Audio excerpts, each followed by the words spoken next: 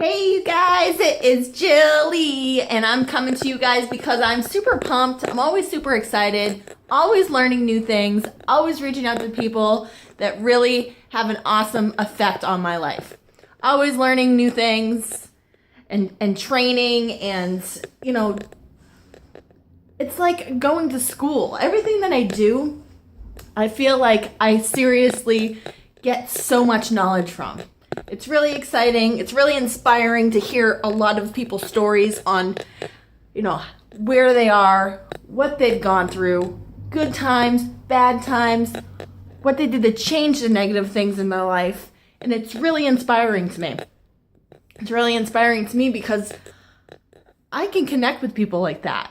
Because, as you guys know, my life was not perfect. It really was not perfect. When I was younger, my parents were drug and alcohol abusers. I got taken away from them, and I was lucky enough to be able to get adopted by my aunt and uncle and live an awesome life, amazing life. And I grew up in a great home. We had a huge house. We were right on the water. We had a boat.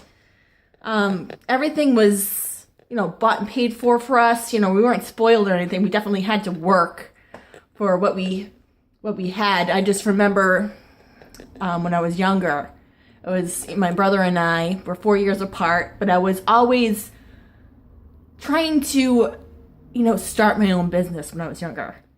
Like when I would say maybe 12, 13, 14, always I remember I had a gardening business, like a weeding business. So I go around the whole neighborhood and ask people, do you need your garden weeded or your lawn done or something to that effect. And I made money that way. I mean, it was great. I also had, when I was younger, it was funny, we had a really nice neighborhood, so everybody was really wealthy, and I don't know, maybe that's why they threw me money to do certain things. I don't know. But it was really cool because I had like all these little businesses going.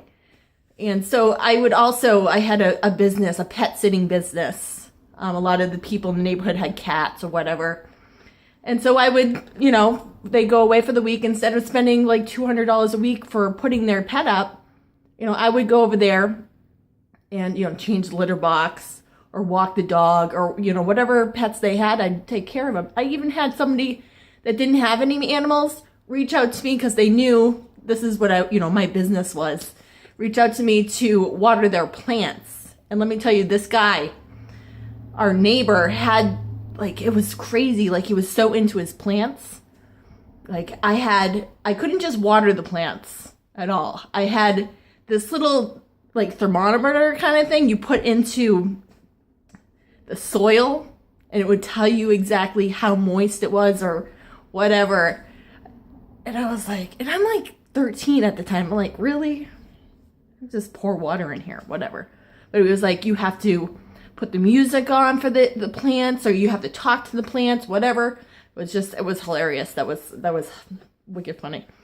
The next thing that I had was a little business too. I remember my brother, it was me, my brother, and then my best friend, which was my neighbor that lived across the street, Christine. We had this business. It was a miniature golf business that we did. We had a little tree house that we used for the concession stand, which wasn't really a concession stand. We raided our parents' refrigerators or whatever with snacks and everything. So we had maybe a hot dog or chips or stupid little snacks that we charged for the people that used our miniature golf course, which wasn't a real miniature golf course, mind you. In our backyard, we had woods in the back, and so we raked out the woods and we made all these paths. And then we took, what did we do? We took tree branches that were broken, the long straight ones, and we put them so that was the side of the miniature golf course, and then at the end we put the hole in so the golf ball would go in the hole. So we used a can like an empty can of sauce or whatever for the balls to go in. And then, so we walk over the whole neighborhood. We put out flyers and, grand opening for the miniature golf place. And everybody in the neighborhood was like a golfer. That's all they did. They went to the country club and played golf. And so this was our super idea. Like we were going to make millions by this miniature golf course because nobody had a miniature golf course, and that was ours. And we had a concession stand on top of it. So, silly little things like that. I just really knew that, I was going to be an entrepreneur because, the small little things at a small age, I was like super excited to like start all these businesses and like, be this owner, this amazing inventor. And, definitely has brought me into, knowing why I do what I do today.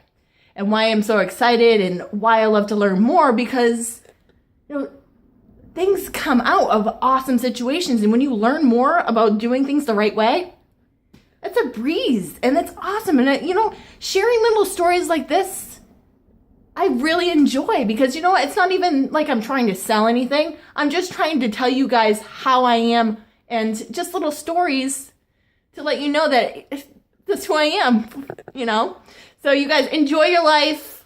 Share a little story that makes you chuckle that you've gone through in your past. And people will definitely get to know who you really are. So keep smiling, keep moving, keep sharing, and do what you guys love to do.